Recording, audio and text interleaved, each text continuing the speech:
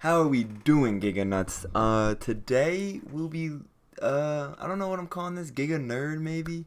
Uh, Today we'll be looking at a bunch of numbers, and I will do my best to explain them to you.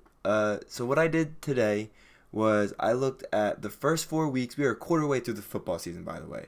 So I looked at the first 4 weeks of last year, and I looked at different stats like touches a game, yards a game, yards per touch, things like that. And I looked at those six playoff teams that made it last year and the six non-playoff teams last year, and I looked at their averages and basically saw what is uh what is happening with the league right now. So we're gonna use last year's stats to kind of look at this year because we got 4 weeks of data for this year too now. So yeah, just some notable things. I did take into account QBs.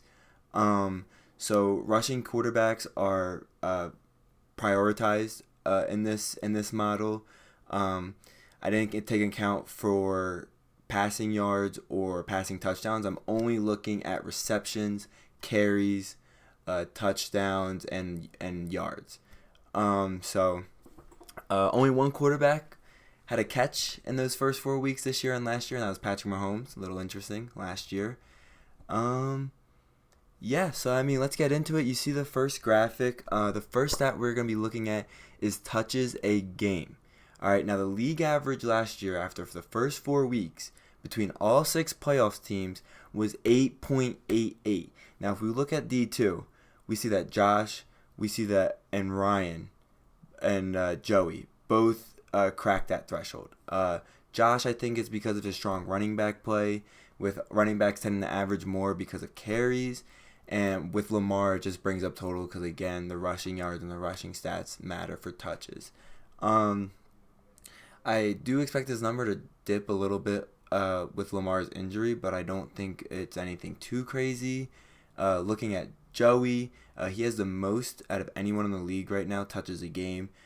This just means he has a lot of primary options on his team, whether that be James Cook or Marion Hampton right now, especially running backs. You'll see that running backs, teams with good running backs kind of tend to have a higher number of touches just because they have that rushing and receiving uh, bonus, you know. Um, I also think his team will probably continue the pace, maybe drop off a little bit, but continue the pace of 11.04 touches because he does have a lot of running backs, and Jaden Daniels comes back soon. Then we look at Ryan. He also has a 9.66. Again, this is just strong value from his guys. Even with Brown not seeing a lot of targets, which is really impressive. Javonte Williams has been a big thing. He's seeing so many targets a game, or just touches a game right now. And then you see that me and Kyle are close there. And then when looking at D1, we see that CJ has 9.72. That leads the division right now. He has really strong running back play, especially with Achan, who's a focal point. I think Genty will just help this number go up for him. I think that's pretty promising for CJ. ETN, another one. I mean, again, you'll see a lot of strong running back rooms be represented well in this because of it. And then you look at Luka. His consistent AI scoring this year, I think this kind of proves it. He's getting a lot of touches. You'll see later on he's not getting the touchdowns we want, or even the yards, I think. But you can just tell that, I mean, the 9 touches is good. He's not having those boom games, but he's not having those bust games, and he's been able to be 3-1 with it. So you hope that number goes up, especially with the Derrick Henry trade, and hopefully Henry kind of coming back to form. And John is also close at 8.41. Now we look at our next stat, yards a game. So yards a game last year, the 4 playoff teams averaged 62. The 6 playoff teams averaged 62.81 yards per game per player after the first 4 weeks. We want to look at this because it kind of just shows how productive the players are, and especially the ones who are focal points on offense. If you're getting a lot of touches, the yards will come, and it's just kind of good to see. You can see that I lead D2 and actually all the league right now, and 78 flat. I think it's just because I have a lot of guys going for high yards. McCaffrey hasn't gotten under 100, and Puka just had that crazy game. He had another one against the Eagles. I mean, Puka's been going off, so I think those two really help. I think 49ers and Cowboys injuries, with, they have to give CMC the ball, and GP going off last game, I think that plays a part. You look at Joey, he's at 75.16. Again, this is just, he has a lot of running backs and run-heavy schemes. I just, the Giants, I just like his odds to keep these numbers up. I kind of maybe do imagine that these numbers will drop a little bit. I don't think Scadaboo is going to keep up his efficiency, but I think Omar and Hampton will also be just fine, especially now that he's getting used so much more. And then you look at Ryan, again, there's just a lot of guys who are focal points on their offense, even with someone like Ibuka, who wasn't supposed to be, with the Bucks injuries and then Cowboys injuries with Javonte. I mean, he got even more. You just really like to see the two green numbers in Ryan's section right now. He's doing really good. Josh was close with 61.09, so he was about, I believe, 1 yard off. So he's right there. Again, he has strong running backs, so you kind of assume that. D1 only has one person in the green, and that's Luka. Another good stat to be green in for Luka. I mean, he's having these consistent games. He's getting the touches. He's getting the yards. He just can't find the end zone right now. And, you just hope. I mean, he's 3-1, so there's nothing to worry about with Luka. He's in green with both these stats after the first 4 weeks, and he hasn't been playing to his fullest potential. I think we can all recognize that. And then, CJ missing the mark by like 0.5 points, and Sal's up there. Sal's numbers just looking really. You don't love the touches a game, but the yards a game are there, and I don't know. You want to see better from Sal. So our next stat we're going to look at is yards a touch. So this is just basically, these two stats put together. You can see that I'm leading 9.23 again. I think this is the same reason as as yards a game. It's just efficient, high usage players.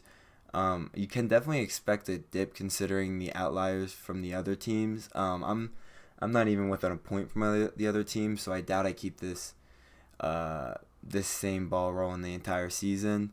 But good performances so far. Again, get people like the GP game and last week. It just helps. Who else we have? We have Ryan in here. Ryan's players are efficient. Again, I think it's the same thing as the last part. Efficient players are getting a lot of touches. That's just kind of what Ryan's team has been right now. You have running backs that are just able to break runs. Javonte is getting 13 yards a carry sometimes, and then you have guys like Ibuka who can just stretch the defense and Baker can find him and set him up for those. So, yeah, just good. And then Liam. Liam's team isn't very good. He doesn't have very good players. He's literally only green because his players get the ball so little. Defenses get off guarded. And then going to D1, I can say the exact same thing about Jay. Quentin Johnson's good. Debo has been fine. But yeah, Jay's players are so bad that when they see the ball, defenses are like, oh, well, we'll give them 7.54 yards a game or a touch. Sal, really encouraging numbers there. You wish his touches were up. If you look at, the benchmark was 8.88 touches, so he's a touch below for every player. You don't love that, but the yards being in the yellow and then the yards per touch is encouraging. I think JT carries a lot of that. I think DK also helps, and Nico. Because they really are the focal points for Sal's team right now. So I think they're carrying that number a little bit. And then Luka, another green stat for him. He's over the average from last year's 6 playoff teams. And it's just encouraging for him still. 3 green stats to start off the way.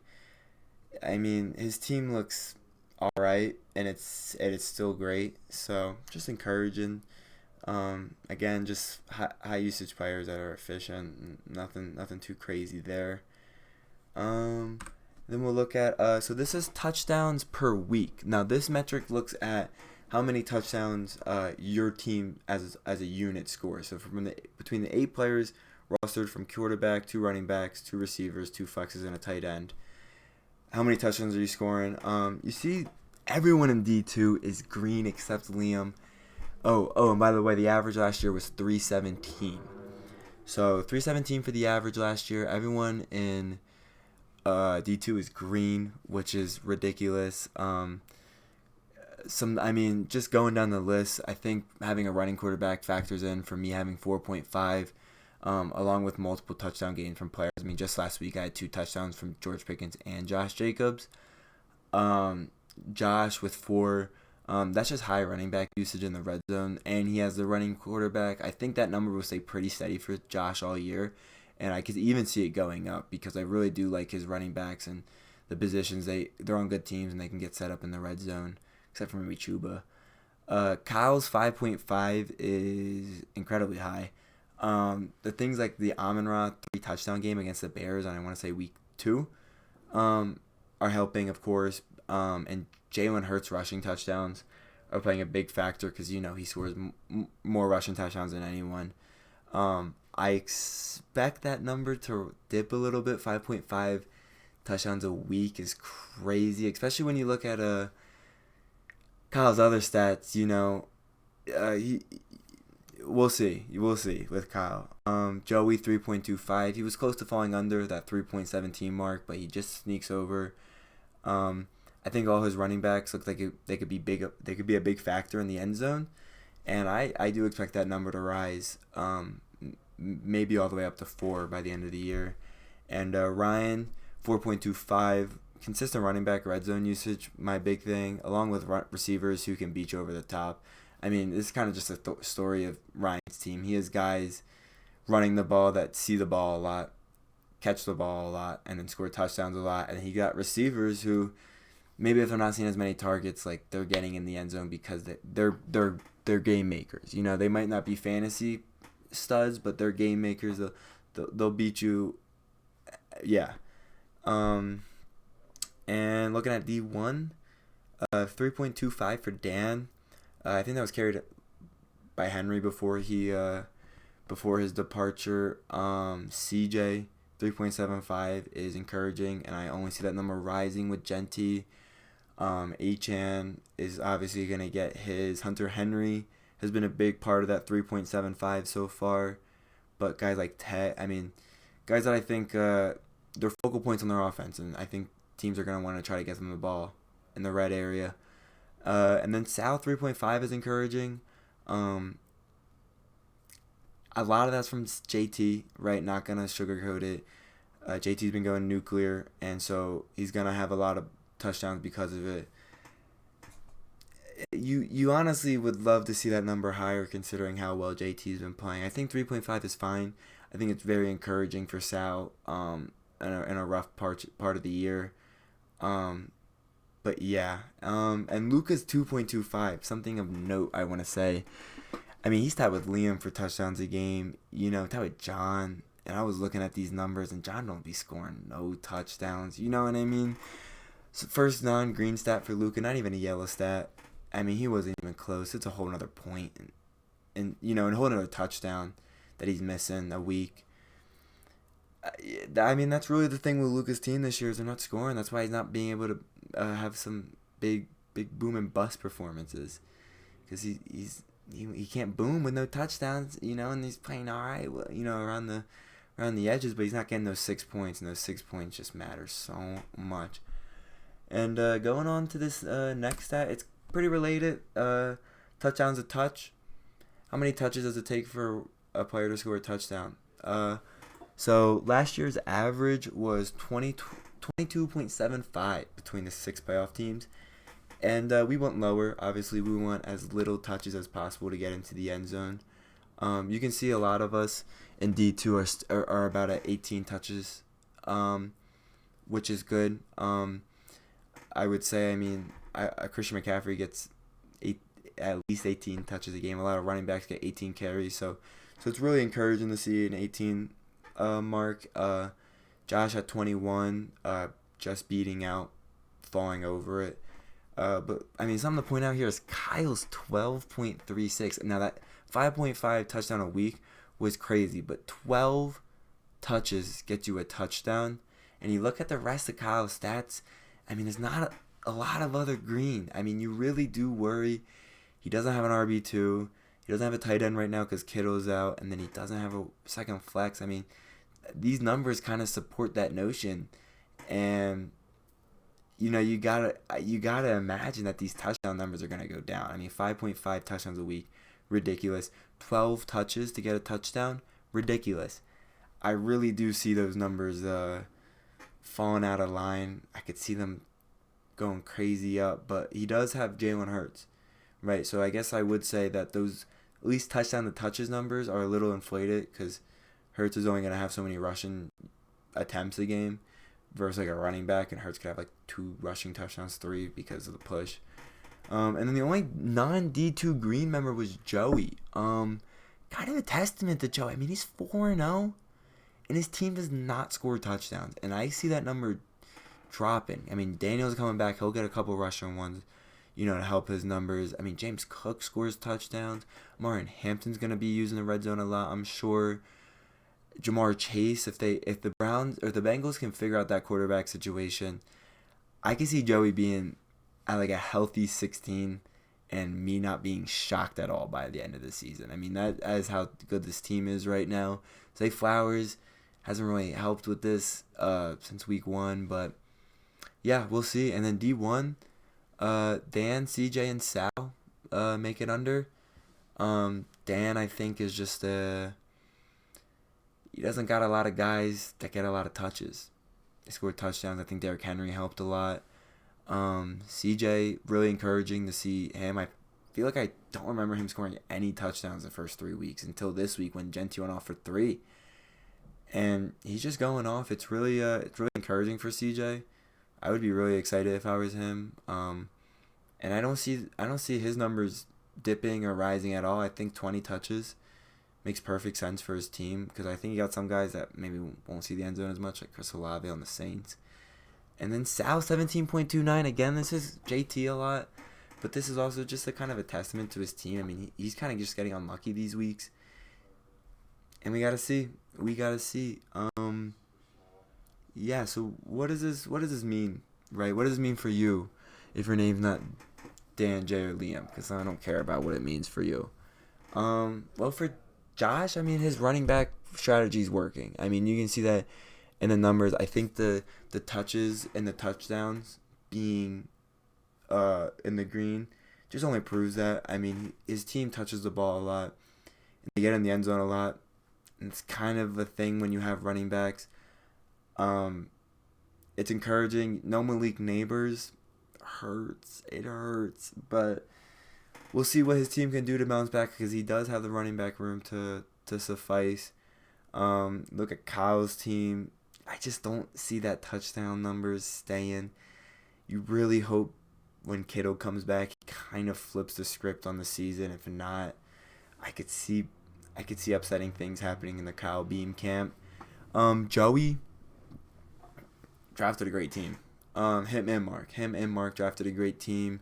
That touchdown number will go up. I think Scadaboo's going to be such a threat in the red zone that him himself, if everyone else stays constant, him himself will bring that down. Yeah, and I mean, Joey's team's great. Like, they're getting the ball, they're getting yards when they get the ball, and they're scoring touchdowns. Not that fast, though. They need a couple tries. Ryan, team looks fucking phenomenal. I mean, green in every stat. Yeah, Ryan's team's looking great. He drafted so well in those middle rounds. And yeah, that's a scary team. It is. I can't lie. Dan, I don't care about. John looks awful. We knew this. I think his team looks better now than it did the beginning of the season, but it looks awful. He's trying to get rid of Keenan Allen. He don't want Keenan Allen. CJ looks promising. It's encouraging to see what he's been able to do. And I think he's going to probably be the second best team in D2 this year, even though I still hate his team for what he gave up last year. And Sal is looking promising. I think I think he has a real shot at the playoffs. I mean, he's not getting the touches, which you don't like, but that could change with injuries if guys on, you know what I mean, around his guys could get injured. We'll see if he gets a big waiver move or a trade going. But he's not getting the touches or the yards, but he's efficient when he does get the touches, and he's scoring the touchdowns. You hope JT can stay up to pace so that he can either decide if he wants to keep him go on with an RB1 or call it wraps in the season. And Luka just needs to score more touchdowns. I mean, team looks great. He's 3-1, and he just needs to score more touchdowns. And I look phenomenal. I do. I look so phenomenal. Look at all those stats. Alright, thanks for watching. Or not. I don't know. Cool. Peace. Thanks, GigaNerds.